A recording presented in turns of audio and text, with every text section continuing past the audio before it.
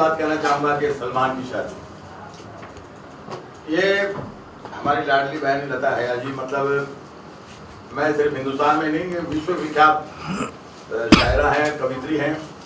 इनके साथ पहले भी मैंने काफ़ी काम किया है, फिल्मों के अलावा प्राइवेट में और फिल्मों में। जब ये गाना इन्होंने लिखा और इन्होंने कहा कि दिलीप भाई मेरे को आपके साथ काम करना है, ये मेरा टाइटल है, अनूठा टाइटल है, मतलब इस तरीके का अभी तक कोई गाना आया नहीं।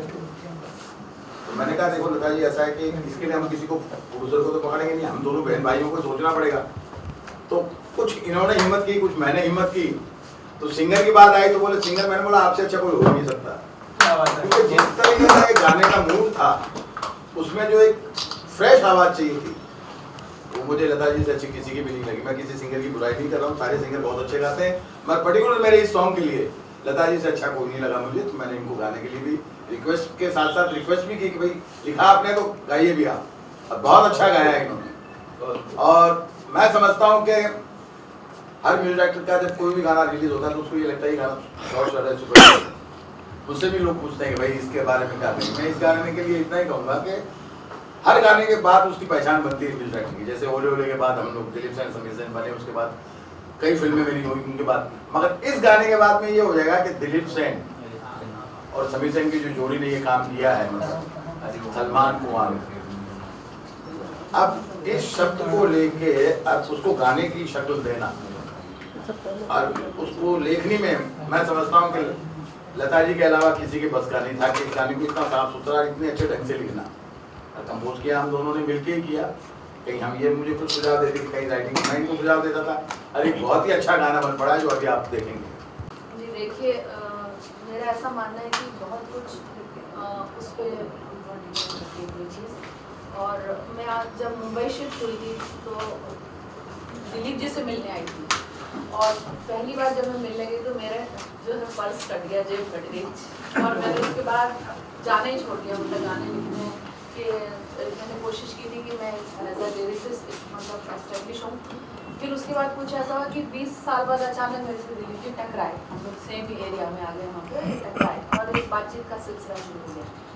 ये गाना एक लंबा इतिहास, इस गाने का बहुत लंबा इतिहास है। मैंने इसको 1-1.5 साल पहले लिख के रखा था किसी फिल्म के सिलसिले में, लेकिन जिसको बोलते हैं कि बहुत बहुत हादसे झेले इसमें और बहुत सारे वाक़यात हुए, बहुत सारे किस्से इस गाने के साथ जुड़े हुए हैं।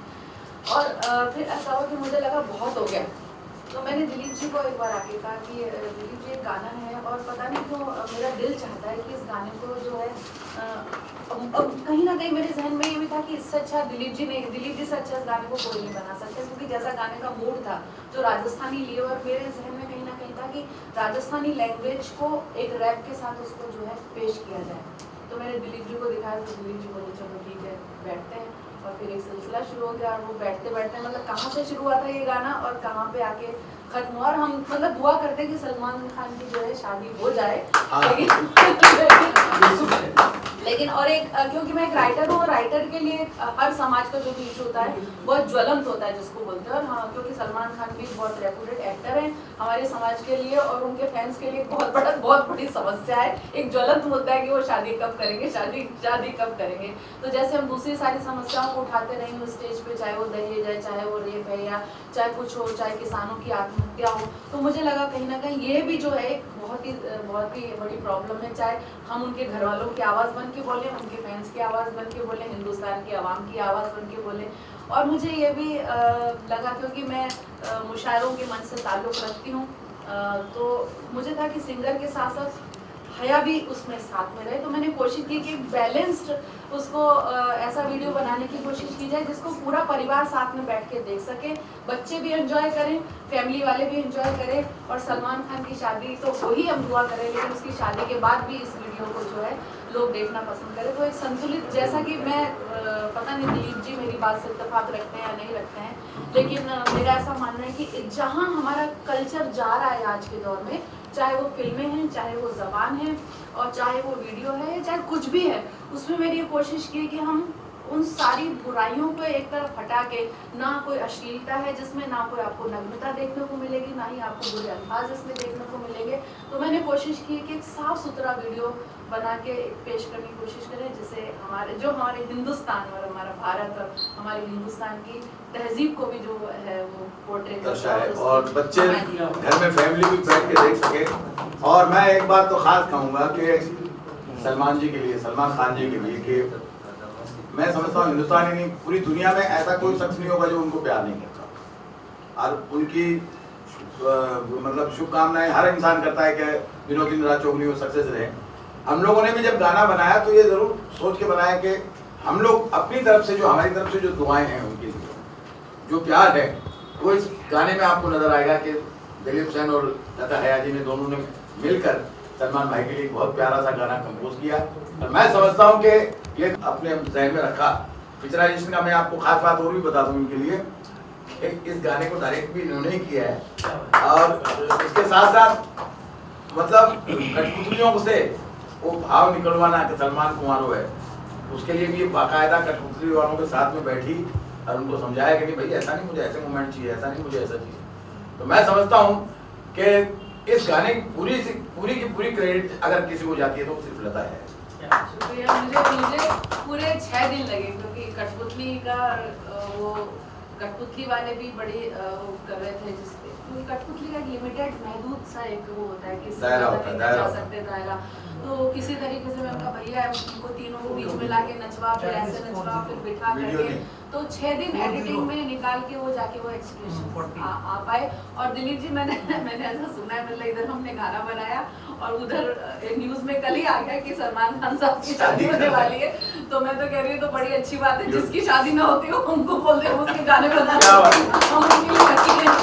देखिए क्या होता है कि जब हम लोग कोई प्रोजेक्ट करते तो हमारे पीछे कोई प्रोड्यूसर तो था नहीं इनके पीछे कि ये कुछ भी फंक्शन कर सके, मगर इसमें मुंबई फिल्म एकेडमी ने हमको सहयोग दिया, वसीम साहब ने हमको सहयोग दिया कि नहीं आप लोग करिए, पैसे की खर्चे की कोई बात नहीं है, आपका प्रोजेक्ट लाने के लिए हम अपने भाइयों को, पत्रकारों को, मीडिया को बुलाएंगे और आपको दुआएं दिलाएंगे और पब्लिक तक ये मुंबई फिल्म एकेडमी के जरिए ये पब्लिक तक पहुँचेगी। तो मैं इन लोगों का तहे दिल से शुक्रगुजार हूँ, और जिस तरीके से बच्चों को अच्छी गाइड करके टैलेंट सिखा रहे हैं, मतलब मैं समझता हूँ कि मुझे फिल्म लाइन में हमारी चौथी पीढ़ी है, मतलब वर्षों से हम लोग बॉम्बे में हैं, तो ये पहले अपने आप की एक ऐसी एकेडमी है मुंबई फिल्म एकेडमी जिसने अपने बच्चों को प्रेजेंट किया। और मैं इनके लिए चाहूँगा कि जोरदार तालियों से इनका स्वागत किया जाए कि पहली स्टूडेंट है, इसमें जो भी आएगा वो बच्चे कामयाब होगा। तो मैं मीडिया का भी तहे दिल से शुक्रिया अदा करती हूँ कि आप लोगों ने मुझे सहयोग दिया, क्योंकि हम क्या है, पूरी तुम हो तो तुम क्या हो। और हमारे जमालुद्दीन साहब साउथ अफ्रीका से ऑर्गेनाइजर हमारे मुशायरे के आए हैं, मैं यहाँ पे आए हैं, उन सबकी शुक्रिया अदा करती हूँ। और मुझे आप लोगों से एक बात और भी कहनी है कि अल्फाज के पीछे भी भागे, सिर्फ चेहरे और जिस्म के पीछे मत भागे। मैं बहुत साफ सुथरे कहने वालों में से हूँ, अल्फाज और शब्दों के पीछे भी भागे। राइटर को कहीं कोने में बिठा दिया जाता है, शब्दों को कहीं कोने में बिठा दिया जाता है। अगर अल्फाज नहीं है तो ना फिल्म की स्क्रिप्ट लिखी जा सकती है, अगर जबान नहीं है, भाषा नहीं है तो ना कोई गाना लिखा जा सकता है, ज़मीन नहीं है तो कुछ नहीं हो सकता, उस पर कोई पौधा खड़ा नहीं हो सकता।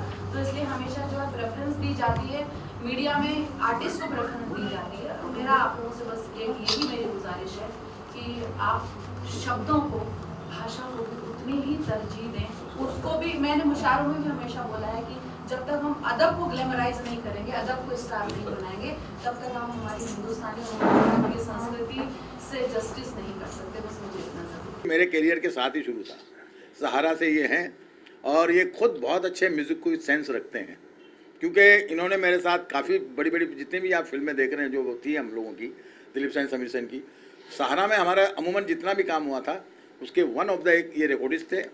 और बिगनिंग मतलब मैं समझता हूँ कि अभी हम लोग जिक्र ही कर रहे थे, हमारी उस ज़माने में समय हम लोगों के पास कम होता था, क्योंकि आप लोगों के आशीर्वाद से पिक्चरें बहुत सी थी, तो डबिंग हम लोग सुबह 6 बजे या 7 बजे करते थे सिंगर के साथ। तो उस वक्त रिकॉर्डिस्ट बोलते थे यार अभी तो हम लोग 12 बजे गए। तो मैं बोला कोई तो रिकॉर्डिस्ट, बोला एक है, बच्चा है, बच्चे ही थे उस वक्त, दाढ़ी मुझ पूरी भी नहीं थी। मैं बोला यार ये रिकॉर्डिंग कैसे करे, बोला कर लेता, बहुत काबिल आदमी है। तो ये समझिए कि उस वक्त कुमार सानू या अभिजीत या उदित नारायण वो उस वक्त स्टार थे, जिसके सामने के अरे यार वो हेडफोन, मैं बोला ओ ये इसने सही हेडफोन लगाया, तुम लोग ध्यान रखो तुम्हारे कान खराब हो गए। तो मतलब ब्रिजेश जी के लिए मैं इतना ही कहूँगा कि ब्रिजेश जी म्यूज़िक बहुत अच्छा समझते हैं और ख़ुद भी शायर हैं। और वो इन्होंने जो फिल्म बनाई थी शौकीन कमीने, मैं समझता हूँ कि ये पहले मुंबई फिल्म एकेडमी है जिन्होंने इतना बड़ा प्रयास किया कि अपने सीखने वाले बच्चों के साथ, बाकी लोगों के साथ मिलकर ये इतनी बड़ी फिल्म बनाई इन्होंने, और कामयाब फिल्म बनी वो। तो ये भी हमारे साथ में बधाई के पात्र हैं कि ये जैसे करते रहते हैं मुंबई फिल्म एकेडमी के नाम से, और वसीम साहब हम लोगों को सपोर्ट करते रहते हैं, तो हम लोग इसी तरीके से आपके लिए मेलोडी गाने बनाते रहेंगे।